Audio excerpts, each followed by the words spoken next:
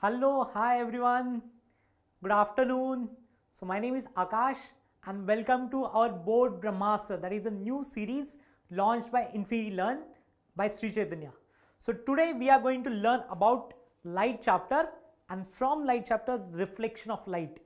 So let's begin. So do you know what is reflection? You must have seen, right? There is a mountain and if there is a lake, the water is not moving, water is still. You see the image or the reflection of the mountain on the lake or in the mirror. Every one of you must have done it, correct? You see the reflection. But what exactly happens? What is the physics? What is the science behind it? So that we are going to discuss today. You must have seen different types of surfaces. Some surfaces are very smooth and some are not that smooth. They are like a rough surface. For example, not every surface can form the image. Only few surfaces can produce the image. So what are those?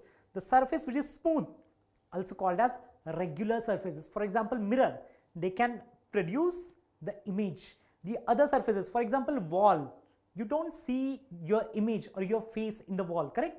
Why? Because the roughness of the wall is very high, okay? And because of that, if you pass the incident rays which are parallel to each other, you see the reflected rays? The reflected rays are also parallel to each other. But if you pass the parallel incident rays onto the rough surface, then they will diverge. They will go into different directions. They do not form any image. Yes, they are uneven, correct? So let's learn about some terms before we go ahead. There is an incident ray, there is a normal. This point here is called as point of incident. So the point at which incident ray falls onto the mirror, and the normal is the one which is making an angle. This angle here is 90 degree. Then there is a reflected ray. So the angle between incident ray and the normal is called as angle of incidence. Angle between normal and reflected ray called as angle of reflection. So let's learn about these are the terminology. So do you know? My name is Akash.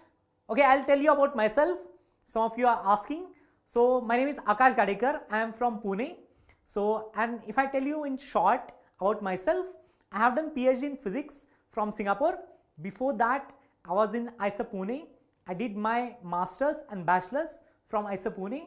And before that, I was a ranker in IIT. So that's about me. All right. So let's study. So there are two laws of reflection. Do you know what are the two laws? Anyone who can tell me? What is light? Light is an electromagnetic wave. You have learned sound waves, correct? So similar to that, light is an electromagnetic wave. So when the light falls onto the mirror, it gets reflected. So there are two laws which you should remember. First law says that angle of incidence is always equal to angle of reflection. Always. It doesn't matter whether the surface is smooth or it is rough. This is always true. This is the first law of reflection. What is the second law? So the second law says the incoming radiation, that is the incident ray, normal and the reflected ray, these three are always in the same plane. This is called as plane of incidence. So there is only one particular path for this reflected ray. It cannot come out of the plane or cannot go into the plane. It has to be within this plane, and these angles must be equal. So that is how we define what should be the path of the reflected ray. So solve this question. I want everyone to type answers in the chat. It is very easy question. Solve it quickly and type your answers in the chat. So when is the angle of incidence equal to angle of reflection? Always, sometimes, under specific conditions, or never? And answer to this is always. They are always going to be equal. Nice, congrats. Great. So there is a plane mirror. Do you know how the images are formed because of the plane mirror? So for example, this is our object. So these are the incident rays which are coming from the object falling onto the mirror. So how many minimum rays required to form the image? You can have hundreds or thousands of rays coming from the object falling onto the mirror, but only 2 rays are enough to produce or to form the image. So these incident rays falling onto the mirror, then this XA and YC, these are the normals, correct? These are the reflected rays. These reflected rays, they are going away from each other. If the reflected rays are going away from each other, what you do in that case? You extrapolate them backwards. You see, I have extrapolated them backwards. So there is a point where these reflected rays, they appear to meet. They are not meeting physically. So we are talking, there is a virtual. So this is also virtual. They are not meeting physically, but they appear to meet. So we appear to see each other, correct? I am not able to see you, but you can see me. That is a virtual. So similarly, these rays, they appear to meet behind. This is a behind the mirror. So this is called as virtual image. So do you know differences between real image and virtual image? Yes, correct. Nice. Shaina. Awesome. So let's understand few properties of the images formed by the plane mirror. So there is an object, there is an image.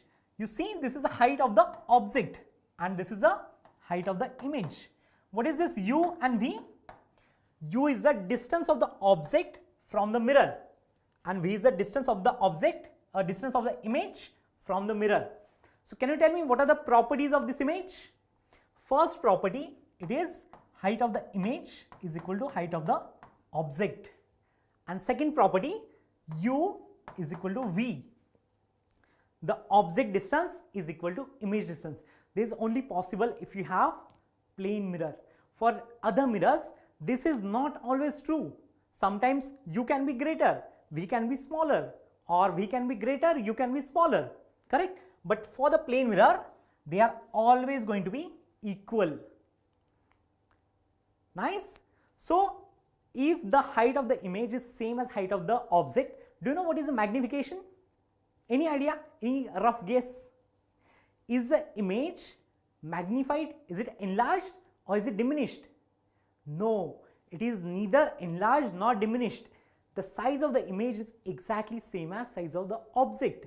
So magnification is going to be 1. Nice. So solve this question.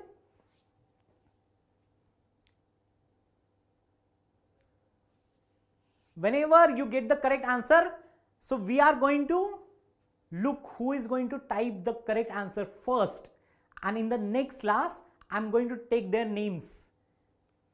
So we are only going to choose 3 of you who are consistently typing the answer and getting the correct answer. So let's see who is typing fast. So image formed by the plane mirror is, first, is it virtual? Yes, it is virtual. So these are correct. Real? No, it is not real. So C and D, these are wrong. So now behind the mirror, in both of these, correct. Is it enlarged? No, it is not enlarged. Same size as the object. So it is option number B. Awesome. Correct. Yes, sure. Type all the correct answers. I'll take your name. In the next class, whoever gets the maximum correct answer, I'm going to take their names. Okay? So this is the object and there's a virtual image. But there is something very important which happens in the plane mirror, that is called as lateral inversion. Do you know what is lateral inversion? So when you look into the plane mirror, your right hand becomes the left hand and left hand becomes the right hand. That is called as lateral, meaning sideways. The image is getting inverted in the sideways. It is called as lateral inversion. Okay? And what are the differences between real and virtual image? Real image is formed when the light rays actually meet. They have to meet physically. Virtual image, they form when the light rays appear to meet. They are not meeting physically, actually, but they appear to meet. So this is virtual image formed behind the mirror. Real image forms in front of the mirror. So this can be obtained on a screen. This cannot be obtained. This is a virtual, right? How can you obtain on a screen? Then the real image, they are inverted, and the virtual image, they are erect. Virtual and erect, real and inverted always go together. Always real and inverted, it would be virtual and erect. And the example of real images, image formed on the cinema screen. Example of virtual images, image formed by the plane mirror. Okay, great. So let's go ahead. Any questions, anyone? If you have any questions, type in the chat. I may not be able to answer all your questions, but if I see any question, we'll take that in the next class. Okay? Why there is a lateral inversion?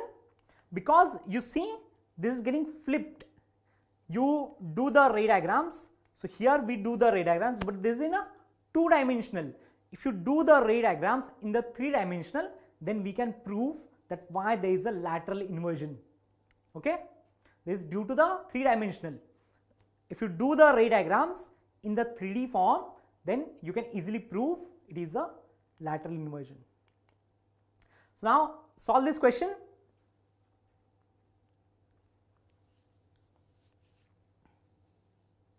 The ambulance is written as shown in the figure. This is not easy to read, correct? Is this easier to read? No, it is not easy. Then why it is written like this? Because some other car which is in front of the ambulance is able to get the lateral inversion for different kinds of mirror. Let's suppose if it is a concave mirror or convex mirror, do we still have the lateral inversion? Type your answers in the chat. We'll discuss this in the next class. Okay? Solve this question. Very fast, very easy, very simple question.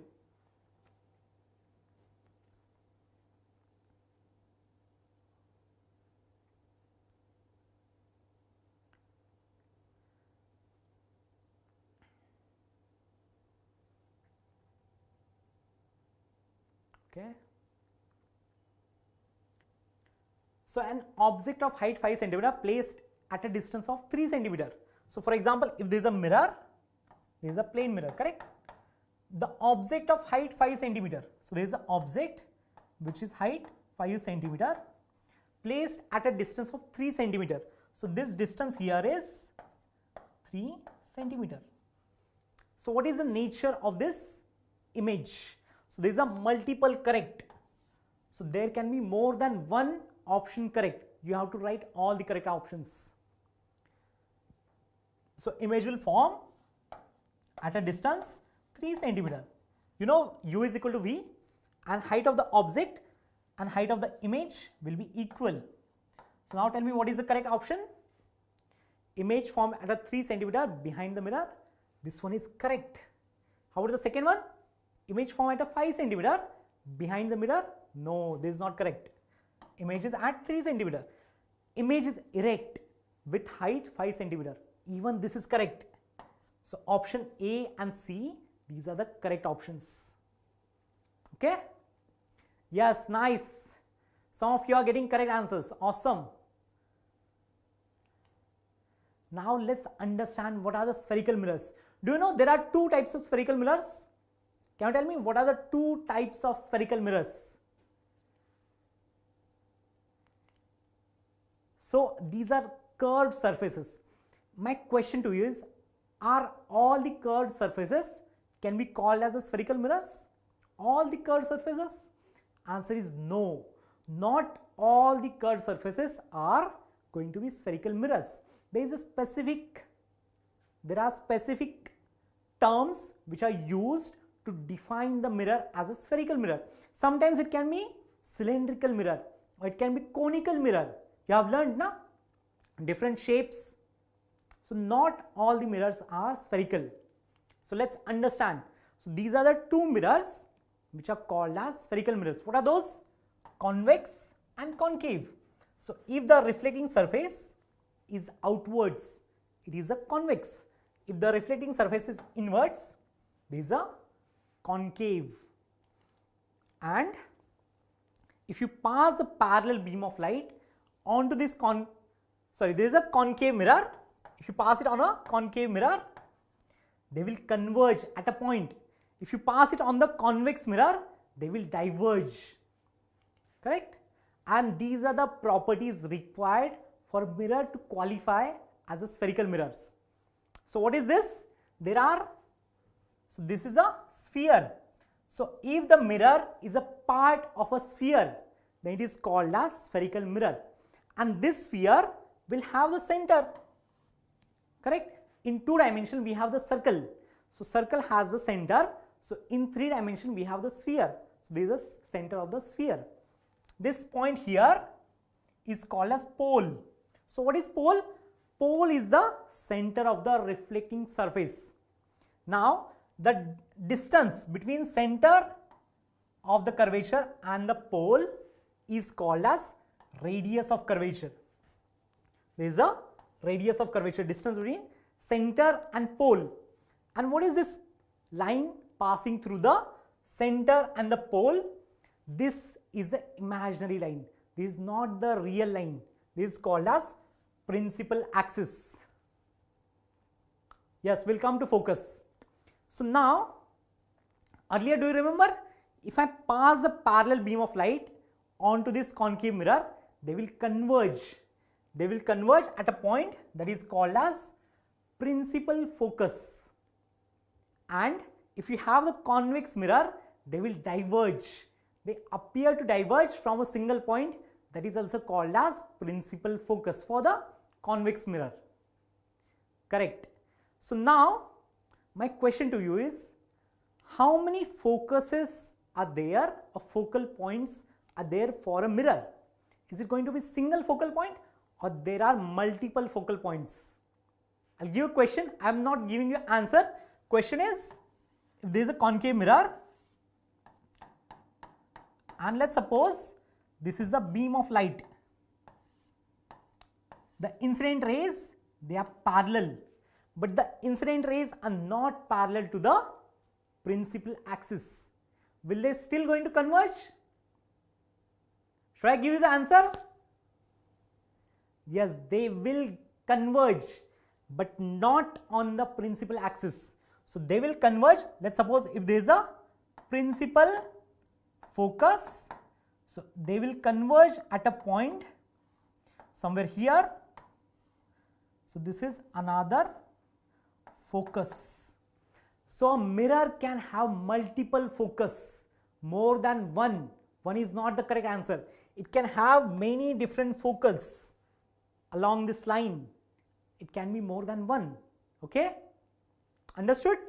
So if the incident rays, they are parallel to the principal axis, then only they will be converged at the principal focus. So there is a difference. Focus is any general point.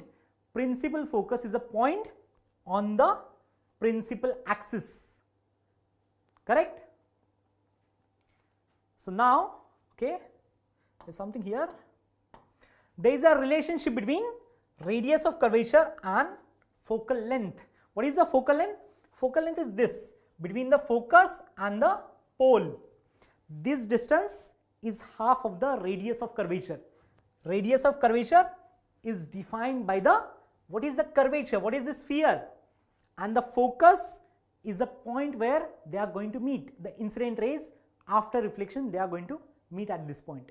So this is the relationship between focal length and the radius of curvature. So now drawing the images is very important, and I'll give you like Brahmastra, how to become master at doing the ray diagrams. You just have to remember or understand these 4 rays. If you understand this, then done. All these ray diagrams for the concave and convex mirror, you are going to be mastered in that. You want to know how they are going to get reflected? Repeat once again. Which one? Which one you want to repeat? Focal point. Okay, just give me a minute. I'll repeat again. So let's suppose there is a concave mirror. This is a concave mirror. If the incident rays are parallel to the principal axis, these are the incident rays parallel to the principal axis, they will converge at a point on the on the principal axis. This one is our principal axis. So this point is called as principal focus. Correct? That is, there is only single principal focus. But for example, if you again have the concave mirror, and now the incident rays, these are the incident rays, correct?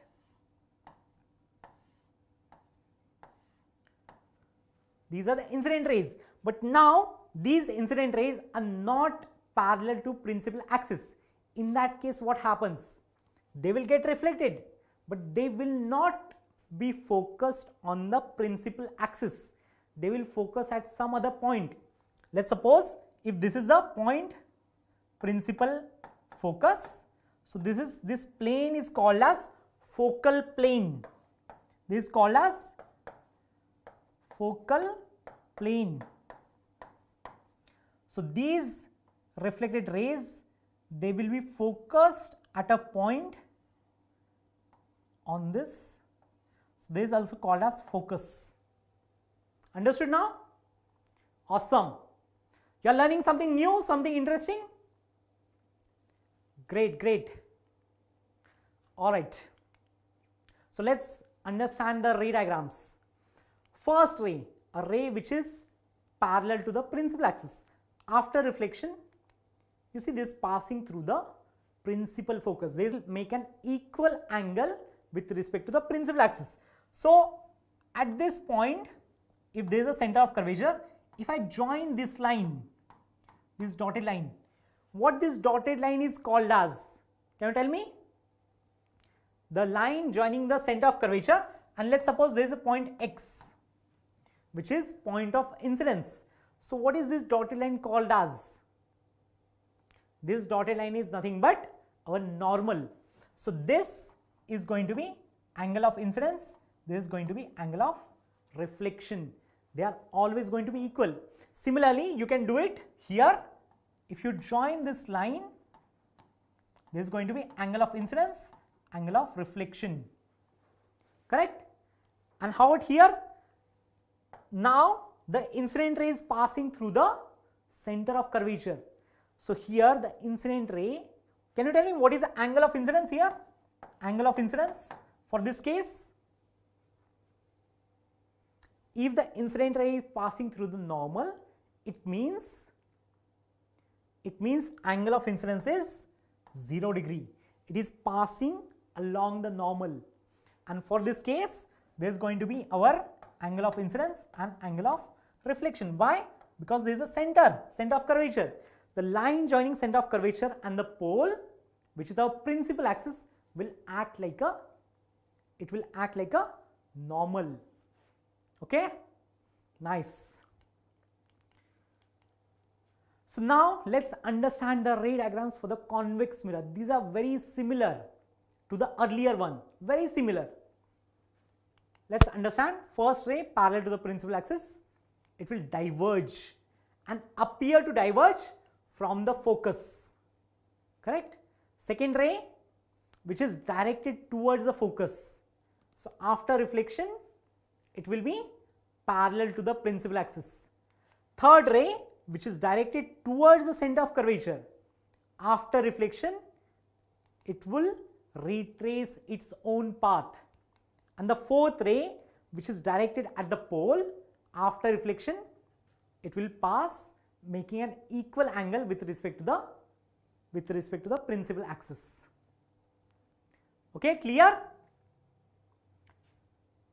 0 degree. Yes, because in the last one, right, there is a normal, correct? There is a center of curvature, line is passing along the center of curvature. So even for this, angle of incidence is going to be 0. Do you know this? Let's suppose if there is a plane mirror,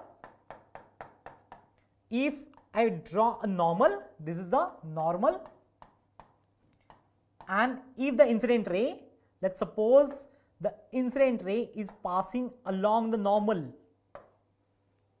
What is the angle of incidence for this case? Angle of incidence is going to be 0 degree. Okay, so that's what happens for this case. All right, next one, let's understand. So can you match the following? these are the incident rays and the reflected rays. If the incident ray is parallel to the principal axis, then what will happen?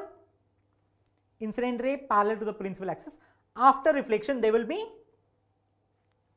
passing through the focus. If the incident ray is passing through the focus, after reflection, they will be parallel to the principal axis. If the incident ray is passing through the center of curvature, then after reflection, they will pass through they will just retrace its own path. And the ray is directed towards the pole.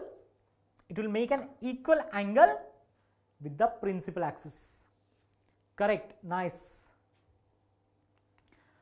Okay, so now let's understand the image formation for these concave mirrors. Do you guys know this? You have learned, prepared well. So let's understand. First point, the object is placed at infinity. Infinity means very far, something like a sun or the moon. These are the objects which are very far. So the incident rays, they will be parallel to the principal axis. After reflection, they will be converging at the principal focus. So what is the properties of this image? So it will appear the image is forming at the focus, correct? And the image is highly diminished, like a point size image. It is real and inverted. Whenever you get the real, it is inverted. Real and inverted always go together. Virtual and erect always go together. Okay. Now you brought the object closer. So there is like a object which is beyond C. Let's suppose there is a tree, maybe few meters, few kilometers away from the mirror. So that is the object which is beyond C, beyond center of curvature. So let's understand the ray diagrams. First ray, which is parallel to the principal axis, after reflection will pass through the focus. Second ray passing through the center of curvature. After reflection, it will retrace its own path. So now see the point where image is going to form. So there is our object and this one is image. So this image is forming between center of curvature and the principal focus. And what are the properties of this image? It is real and inverted. Real and inverted, it is diminished, correct? The size of the image is smaller than size of the object. That is the meaning of it is diminished. Now the next point, which is if the object is placed at the center of curvature. So again these are the incident rays and the reflected ray. Second incident ray passing through the focus, reflected ray parallel to the principal axis. So image is forming at the same location. There is an image, object and image at the same location. So there is a point, there is the only point for the concave mirror where the size of the object and size of the image are same. They are going to be equal, okay? And for this case, there is the minimum distance between the object and the image. So if I ask you, what is the minimum distance between object and image for the case of concave mirror? It is going to be 0. And why it is 0? Because if you place the object at center of curvature, image is also going to form at the center of curvature. Okay, so now you bring the object even closer. So object is between center of curvature and the focus. So there is the incident ray and the reflected ray. Again incident ray and the reflected ray. So where is the image going to form? Image is going to form beyond center of curvature. There is an enlarged image. Can you see? Object is smaller, image is larger, it is bigger in size. Again it is real and inverted. Now bring the object even closer. So object is at principal focus. So now these are the incident rays and the reflected ray. So you see these two rays which are reflected rays, they are parallel to each other. If the reflected rays are parallel, are they even going to meet? No, they are not going to meet. If these rays are not going to meet, where is the image going to form? So for this case, image is going to form at infinity. And what will be the size? It is huge. So image is highly enlarged. So if you place an object at focus, the size of the image is highly enlarged. Correct? Now the last point, if the object is between focus and the pole, you see the ray diagrams. So now these two rays, they are diverging. Diverging meaning they are going away from each other. In that case, we retrace them backwards, and you see the image going to form, that is behind the mirror. This region is behind the mirror. So there is virtual and erect image. Correct? So this is enlarged compared to the object. Height of the image is enlarged. So these are the different image formation by the concave mirror. So let's learn about, okay, there is a summary. So for all the places from infinity until focus, you see it is real and inverted. Only one position, if the object is between pole and focus, you get the virtual and erect image. Other than that, it is all real and inverted. So now let's learn about convex mirror. These are very simple, very easy. The simplest case, there are only two cases, not that difficult. First case, object is at infinity. So incident rays parallel to the principal axis. After reflection, they will diverge, and they appear to diverge from a single point. We call that point as principal focus. So image is going to form at the focus. And what is the nature of the image? It is behind the mirror. So it is virtual and erect, and there is a point size or highly diminished image. Okay, and if you bring the object closer, so now there is any point between infinity and pole, any region, image is going to form at a exact same location. And what is that? There is an incident ray, reflected ray, another incident ray, and the reflected ray. So these rays are going to meet at a point between pole and focus. This region, there is an image is going to form in this region. Object can be at any region in front of the mirror. Image is behind the mirror. So there is, what is the nature? Virtual and erect. There is a virtual, erect and diminished image. Clear? So now we have learned three mirrors. First is, do I have space? Okay. First is plane mirror. Then we have learned concave mirror, and let's suppose convex mirror. And let's suppose if all three of these are going to form virtual images.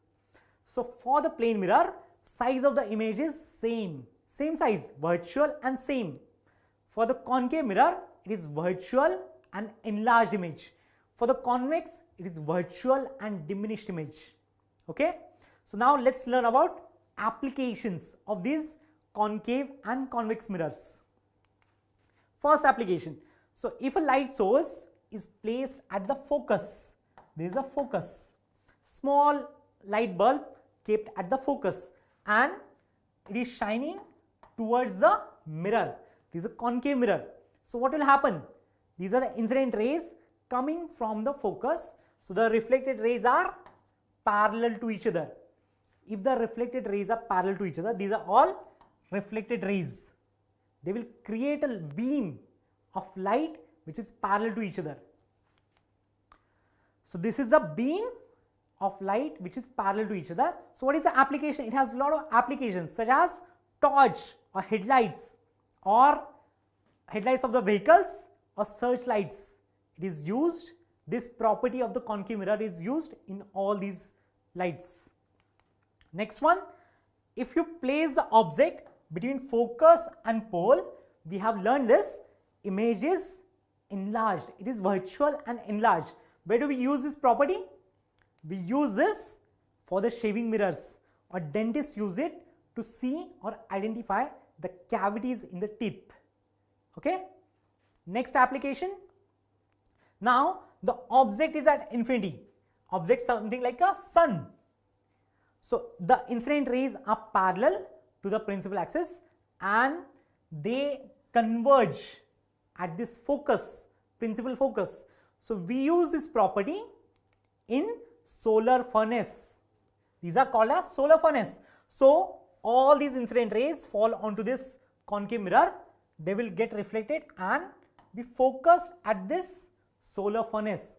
So they are used to convert the light energy into electricity in this solar furnace, or can be used to create heat. That heat can be later used for different applications, okay, just to concentrate the heat. Now let's understand applications of convex mirrors. Can you tell me one application of the convex mirror? Anyone? I just want single application of the convex mirror. Do you know? There are many applications. Have you seen your car or bike? So there is a mirror placed in the car or the bike to see the cars which are behind. That is this convex mirror. So how it is used? Let's understand that. So in convex mirror, there is an object and the image. Image is virtual and diminished. But there is something very important for this convex mirror. Do you know field of view? If I have the convex mirror, there is a wide field of view which is there for the convex mirror. If let's say we have plane mirror, there is a plane mirror. It has only limited field of view. If I have a concave mirror, there is a concave mirror. It has even lower field of view. Only this region can form the virtual image. For the plane mirror, if I place the object anywhere in this region, then only we will see the image. But for the convex mirror, you can place object anywhere. It is going to form the image because of the wide field of view. So where do we use this? We use it in the cars.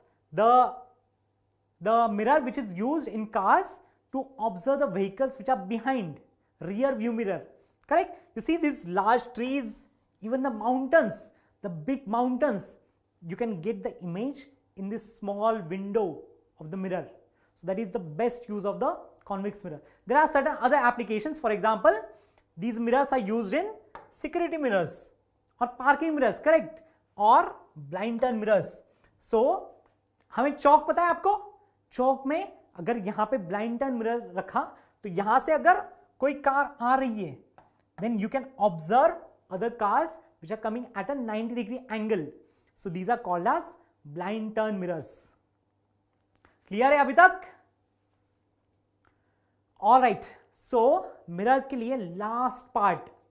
Let's just understand it, the basic or the physics of it. We'll do the numericals in the next class. Okay. So what is this sign convention? Lot of you, I know you guys are expert in the ray diagrams. That is like easy. बस हाथ का mail है, सब कुछ आता है उसमें. But sign convention और the mirror formula, ये समझ ही नहीं आता है ना? समझ ही नहीं आता ना?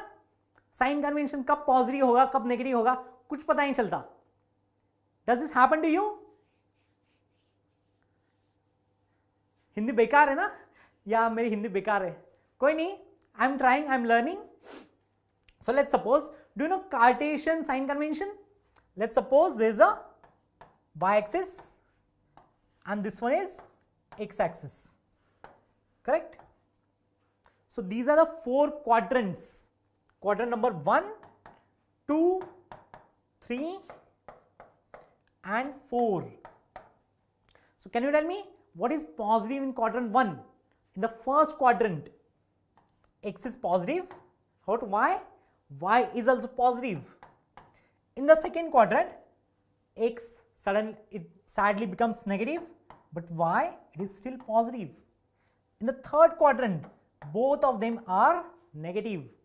In the fourth, again x becomes positive and y is negative. So where do we use this property? You just have to remember this. First quadrant, both x and y positive. Second quadrant, x is negative, y is positive. Third quadrant, both of them are negative. Fourth quadrant, x is positive, y is negative. So now we are going to use exactly same thing. Do you know how to use it? I'll erase this. I'll tell you. So we have a concave mirror or we have the convex mirror, something like this. So this point is a pole, correct? This point here is a pole. This is our principal axis, which is x-axis.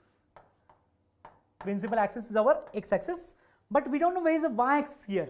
Do you know where is the y-axis? So what you do is draw a line.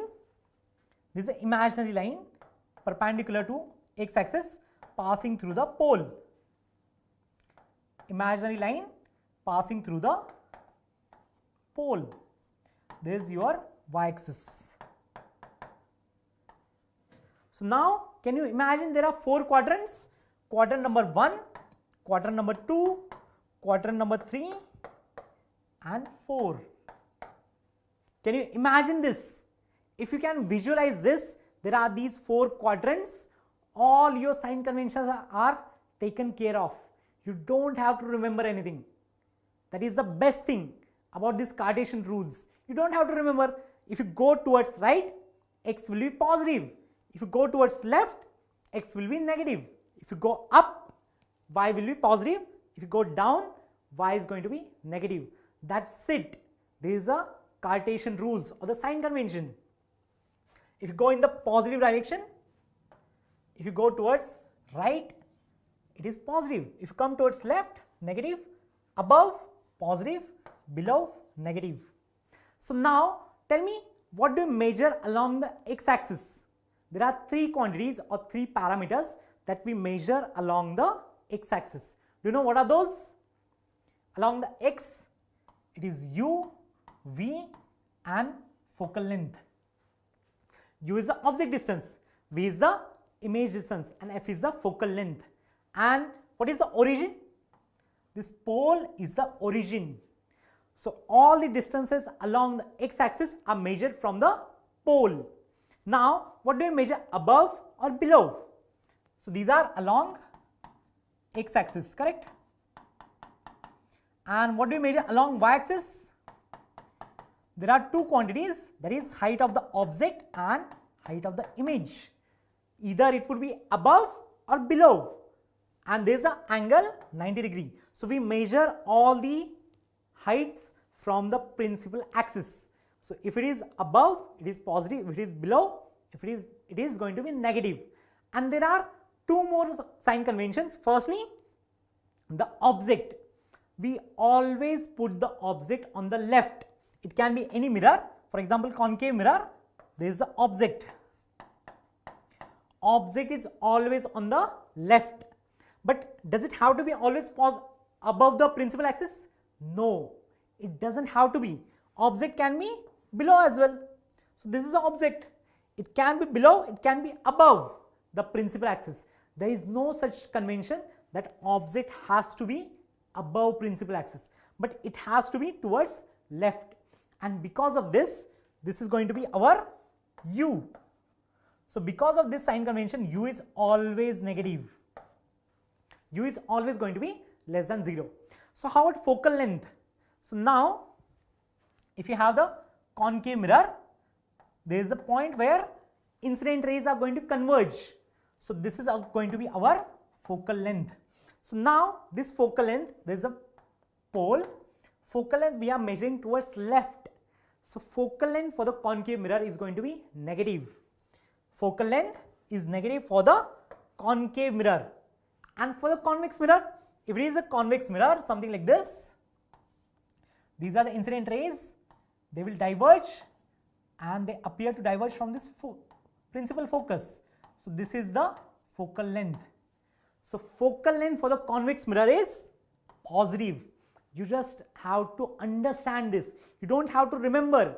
Understand the ray diagrams. Here the rays are parallel to the principal axis, they converge. Here they diverge. If it is convex mirror, they diverge. Concave mirror, they converge. And that is how we have defined the focal length. Clear? So now there is one formula which is the very important formula. All these 3 mark, 4 mark questions, if they come from this reflection chapter, they will be based on this formula. There is like there would be at least one question either for 4 marks or 5 marks, which you will have to use this formula. It is that important. So what is this formula? There are 3 terms, V, U and F. What is V? V is the image distance, U is the object distance, F is the focal length. So this formula is applicable for both the mirrors. It is applicable for the concave, applicable for the convex. For both the mirrors you can use this formula. So now, do you know you can use this formula for the plane mirror as well? Do you know this? Exactly same formula you can use for the plane mirror as well. Do you know how to use that? Do you know what is the, okay, there is a assignment for you. You have to type in the chat, what is the focal length for the plane mirror? You have to tell me what is the focal length for the plane mirror. That is your homework. Type your answers in the chat. I want to know how many of you get it correct. Okay, so this is the mirror equation or the mirror formula. Then there is another formula which is called as magnification. Letter M is used for the magnification. So what is magnification? It is simply height of the image divided by height of the object. This ratio is called as magnification. So, like, is it always going to be positive or it can be negative? What do you think? Hindi would be better. Yeah, my Hindi is not that good, so I'll try to speak in Hindi. So बताओ, what is magnification? It is simply this ratio, and if we consider the property of the similar triangles, you can prove magnification is equal to minus V by U. Now there is a minus sign. Why there is a minus sign? Because do you know U, which is the object distance, U is always going to be negative, correct? So to compensate that, we put this minus sign. It is from the notations or from the sign convention. Clear? Alright, so that's it for the reflection of light and all this formula. Let's solve. We have 10 more minutes, so let's solve few questions. Quiz, you ready for the quiz? Okay, Om Tiwari, I'll try. Why negative sign is used? Because, you know, there is a mirror, there is a pole. If you place the object, let's suppose there is our object, there is the object distance, U. Do you know this U is always going to be negative?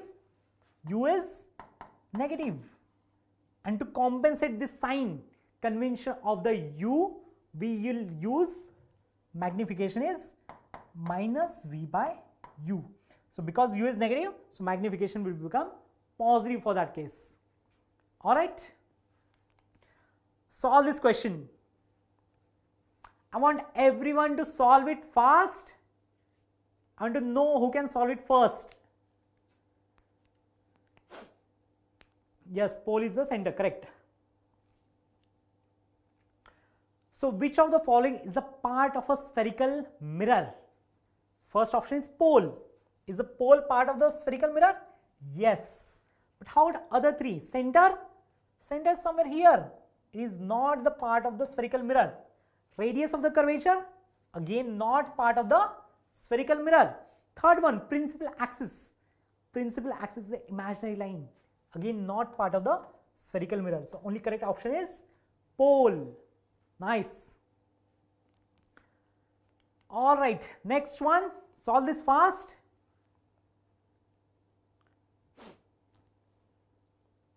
Solve it. I want to know who can get it first. After reflection from the concave mirror, rays of light parallel to the principal axis converge to a point which is called as, where do these rays converge? So there are 4 options. Do they converge at pole? Answer is no. Center of curvature? Again no. Focal length? No. It is the principal focus. So let's do the ray diagram. We have a concave mirror. This is a concave mirror and rays of light parallel to the principal axis. So let's suppose these are the incident rays which are parallel to the principal axis. After reflection, they will converge. They will converge at this point. This point is called as principal focus. Clear? Next one. What is the angle between principal axis and the spherical mirror at pole? There is a point pole. At this point, what is the angle between the principal axis and the spherical mirror? 180 degree. Okay.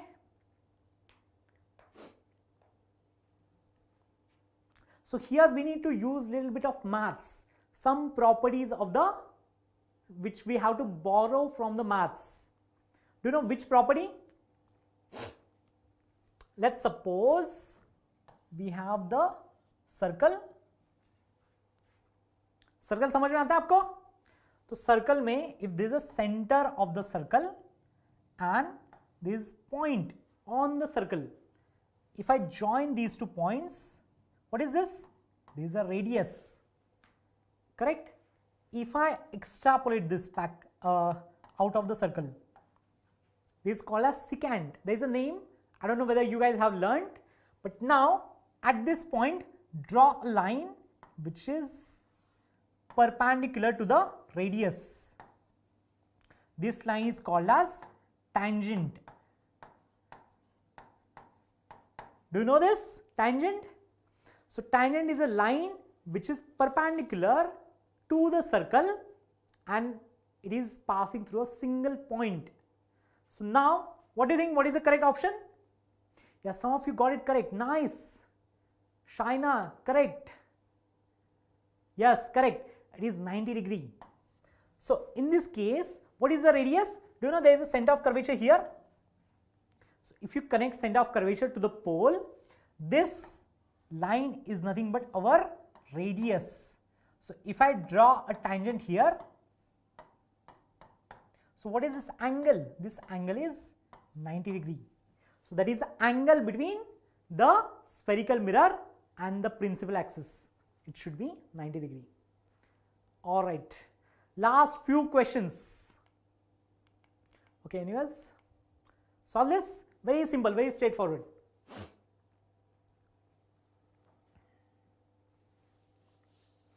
Focal length of the plane mirror is?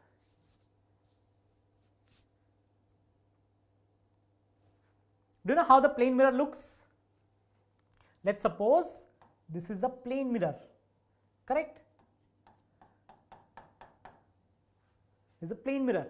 You can imagine a circle or the sphere which has infinite radius.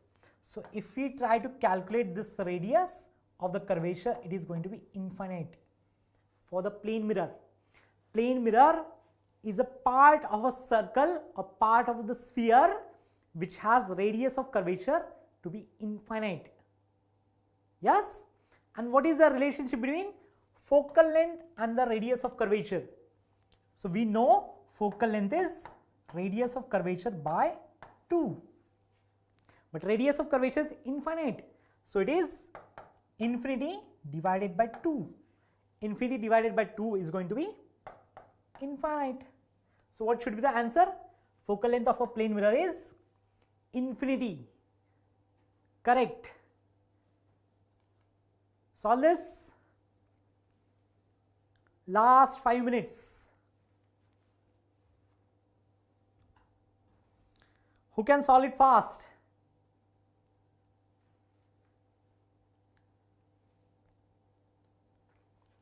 So assertion, it says that shaving mirrors are convex, and reason, it says that convex mirror always forms a virtual image. So first tell me, is the assertion true or false? Shaving mirrors are convex. Is it true or false? It is false. Shaving mirrors are concave, and reason, convex mirrors always form virtual image. This is true. So now tell me, A is incorrect, R is correct. This is the correct option. Option number A. Easy? Next question. Solve it. I want to know how many of you can get this correct.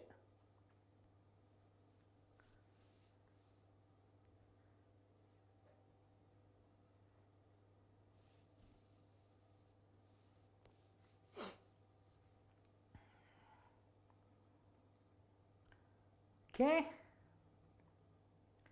Let's suppose we have the concave mirror. This is a concave mirror and it is cut into two parts. So these are now two different concave mirrors. Earlier, let's suppose this is the center of curvature. If I join this would be the radius of curvature. If I join this will be the radius of curvature. For these two parts or these two cut mirrors, will the radius of curvature change? What do you think? Will the radius of curvature change? No, it is not going to change. And because the radius of curvature is same, the focal length, what will happen to it? It will be equal to the uncut mirror. Why? Because focal length we know it is equal to R by 2. Okay? Alright, now the last question of the day. What happened? Yeah, seems like no last question. Alright, anyways, so that's it for today. Thank you so much, and please like, share and subscribe our channel. Spread it too. If you like this class, tell all your friends to come and join us. And tomorrow we'll have the chemistry session at 3 p.m. So be there at 3 p.m. tomorrow. Alright, bye bye, take care everyone, enjoy, see you all.